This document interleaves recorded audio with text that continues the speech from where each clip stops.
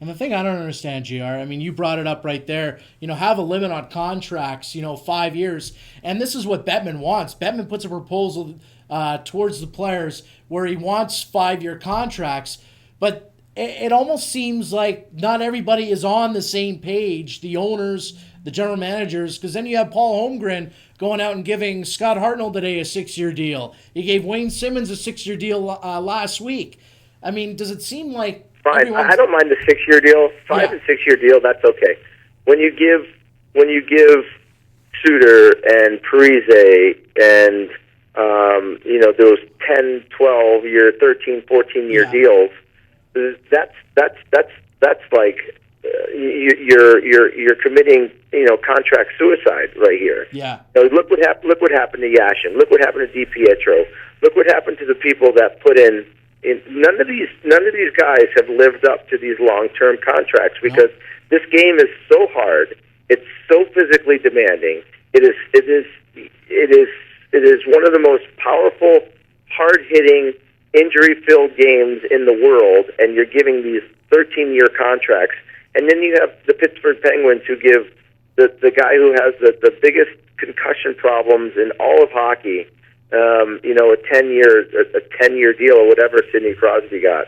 And I hope this concussion clause is in there. I think Sidney Crosby is the best player in the game. Don't get me wrong. Yes. When you have concussion problems the way that he has in the last year and a half, and you give him a 10-year deal, I don't. Is that smart business? I don't think so. I agree with you. And another guy you can add to that list, JR, who was given a long deal. I can't remember the term of the deal. I think it was 6 or 7 years. But, I mean, unfortunately, Chris Pronger probably not going to be able to finish up his contract either. And he just signed that a year ago because of the concussion he's been dealing with. But even Shea Weber, JR, getting an offer sheet like he did from the Philadelphia Flyers, and Nashville had to match that. I mean, it just seems that, Snyder and Holmgren are doing whatever they want to do. Josh, it happens time and time again. And these, and Holmgren is a very, very, very smart GM. He's Absolutely. A very smart GM. He's put good people on the ice. He's put good teams on the ice. But, now all of a sudden, Bettman wants these 5-year contracts to protect the GM and the owners from themselves. So they can't give out these contracts to the players. So they can't give the contracts out to the agents that say we want this and we want that. But you know what? I mean, it's common sense. This is the most physical, grueling game. There's an argument between football and there's an argument between hockey. You don't give out 10, 15-year contracts. Yashin and DiPietro should have been the test runs for them, and so far both of them have failed. I agree. Jeremy Roenick joining us, NBC hockey analyst, former NHL star. Jeremy, let's talk about some other stuff going on. Obviously, the biggest known free agent still out there, Shane Doan. There's still, obviously, Shane's still waiting to find out, I guess, what's going to happen in Phoenix. That's kind of taking a back seat to the whole CBA stuff. Do you think Shane's going to go back to Phoenix, or do you see Shane leaving? Well, I know Shane wants to stay in Phoenix, and you got to give him all the credit in the world to try to let Phoenix, do their diligence and get the deal done.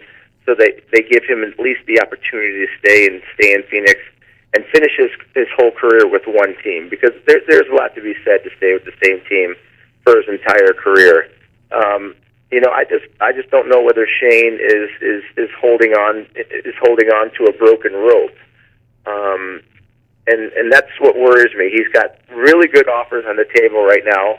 I know the Buffalo Sabres have offered him a tremendous amount of money, the kind of money that I can't see how he's turned it down to this point. But I give Shane credit for being loyal to the team and allowing them the opportunity to get their financial situation cured, or at least get it to a point to where they feel secure, and give them the chance to keep their marquee player. So, I love Shane Doan for his loyalty. Speaking with Jeremy Roenick, JR, I want to get your grades on the offseason before we let you go. Talk about the teams that have made the biggest impact. If you were to give a grade out to the team that you think's been the most active, that's bettered their club for when we do start playing hockey again, who would you give your highest mark to? Who would you give the A+ to? Well, I think you can't not give the highest mark to the Minnesota Wild. And even though I do not agree with the length of contracts, I do love the fact that the Minnesota Wild went out and got two of the most marquee free agents out there this summer to make their team that much more strong, that much more of a chance to make the playoffs, win a Stanley Cup, and to do it for their fans that are in that building night after night, sold out night after night, supporting a team that they brought back to Minnesota. So I really love what Minnesota has done for their organization. And then afterwards, I got to go to New York and just give props to New York for going out and getting one of the biggest marquee names in the National Hockey League in Rick Nash. So those are the two teams that I probably think has done the best job in improving their team. And then probably third would be Carolina, going out and getting, Stahl, play with his brother, I think is going to be a very good key acquisition for them, especially getting Skinner locked up. And I think there's a lot to look forward to in Carolina also. And finally, JR, who would you give your lowest score to? Who would you say has kind of disappointed you that they haven't really done anything in the offseason to better their club?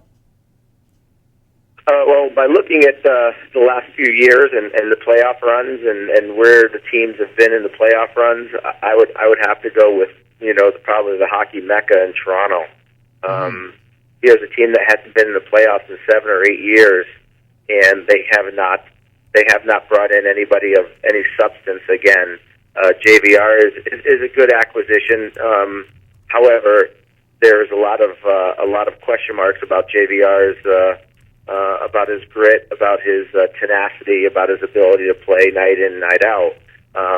And to me, he's not a difference maker into making that team a playoff team or not. So to me, the Toronto Maple Leafs have definitely not done anything to make their club better, to put them in a better position to get out of that ridiculous streak of not being in the playoffs and an unacceptable streak of not being in the playoffs in terms of the Toronto Maple Leafs fans. And then on top of that, you go to a team that's been in the playoffs, like the San Jose Sharks. Even though they have a very good squad up front in the first two lines, I just don't think that they've gone out and improved their team in terms of making that Stanley Cup run, because I think that's the closest team that is right there ready to make a Stanley Cup run and needs one more piece to get there. Burish is not the guy that's going to change that lineup anyway, that's going to make them any more scary than what they were last year. Well, JR, we've heard of the curse, the great Bambino. We might have to say the curse of JR, because JR, since you took out the Maple Leafs in the playoffs, they haven't made the playoffs ever since. Well, we might push that another year. Yeah. Looks like it might happen, JR. But JR, really appreciate you joining us as always, man. Have a great rest of the summer. Hopefully we'll be talking hockey soon, because I don't know if I can go through another lockout myself. It'll be devastating. There's no question. But anything for you, bud. All right, Josh. I'll talk to you soon. You're the best, man. Take care, JR.